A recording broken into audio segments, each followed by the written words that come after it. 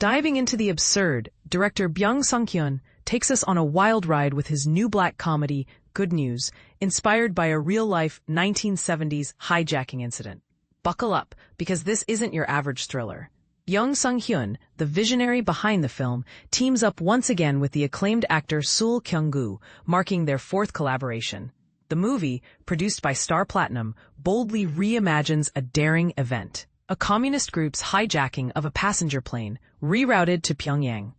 The story centers around a mysterious fixer, known only as Nobody, played by Seol, who masterminds a covert operation to safely bring the plane back. He works under the direction of Park Sang-hyun, Seung-bum, the head of the Korean Central Intelligence Agency. The cast is filled with stars, including Hong Kyung as Seo Go-myung, an Air Force lieutenant unexpectedly drawn into the mission, alongside Takayuki Yamada, Kipe Shina, Kim Sing-oh, Sho Kasamatsu, and Nairu Yamamoto. For Byun, Good News was a deliberate shift from his 2023 action thriller Kill Boksoon. He explained, "I wanted to explore black comedy, so I looked for real-life incidents that fit the genre." He stumbled upon the hijacking story on television and was immediately captivated. But here's where it gets controversial.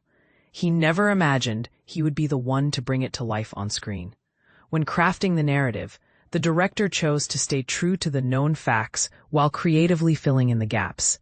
He stated, "I was careful about the publicly known aspects of the case, the surface of the story. But the unknown internal dynamics, which also resonate with the theme of the film, is where I brought in fiction. While the outcome remains non-fiction, I fictionalized the course of events leading up to it." Good News is ingeniously structured into 5 distinct chapters.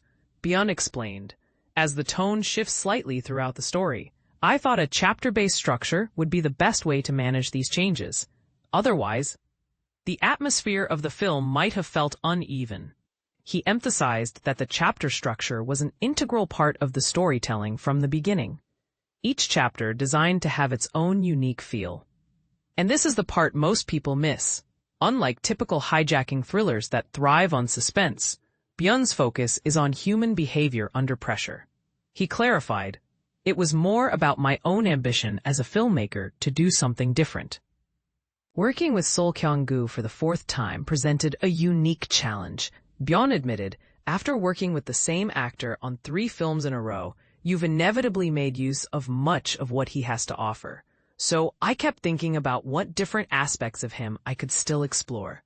The answer lay in Seol's earlier work, specifically Lee Chang-dong's 2002 masterpiece, Oasis. Byun wanted Seol to embody the character as if he was acting, resulting in a more theatrical performance, while also capturing the genuine moments that reveal Nobody's true self. Though set in the politically charged Cold War era, Byun believes the film resonates with current geopolitical tensions. He says, "Even after 50 years, I felt that this story could still resonate today, because the core dynamics haven't changed all that much." He sees a similarity to his film Kingmaker, as he tackled a genre he always wanted to explore. He distinguishes Good News from Kill Boksoon, which he did to work with star Joon Do-yeon. Byun confesses, "I don't usually prefer action films. To be honest, I rarely even watch them. Political noir is challenging, but I personally believe black comedy is an even more difficult genre to handle," Byun adds. "It was quite a challenge, but I was determined to do justice to this film."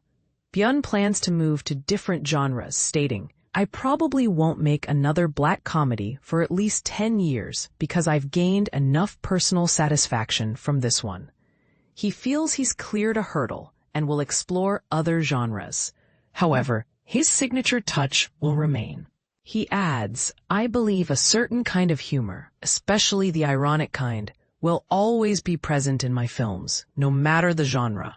Good News, which premiered at the Busan International Film Festival, is now streaming on Netflix. What do you think?